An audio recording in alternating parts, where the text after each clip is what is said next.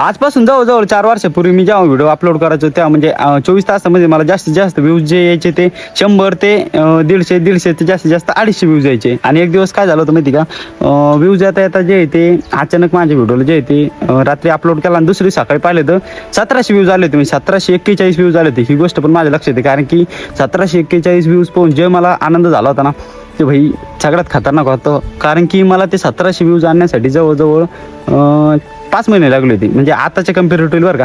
आता जे आहे ते इंस्टाग्रामवर काय माहिती का, तुम्ही कोणता पण व्हिडिओ अपलोड करा, जास्तीत जास्त 2 दिवसामध्ये त्याला 2000 व्ह्यूज तर आरामात येतात. म्हणजे विचार करा, आजपासून 4 वर्षापूर्वी 1700 व्ह्यूज आणणं पण भरपूर अवघड गोष्ट होती. आणि तेव्हा मी विचार करतो माझ्या कोणत्या तरी व्हिडिओला एक दिवस तरी 100K व्ह्यूज येतील, कधीतरी व्हिडिओ व्हायरल जाईल.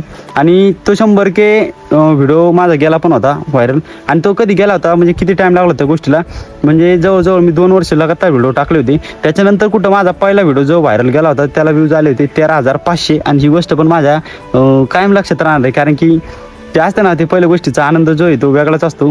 त्यामुळं म्हणतो कधी हार मानू नका. आणि आज जे आहे ते माझे इंस्टाग्रामला 24-25 हजार फॉलोअर आहे. मी अपेक्षा बी केली नव्हती कधी, त्यामुळे म्हणतो कधीच हार मारू नका, प्रयत्न करत राहा.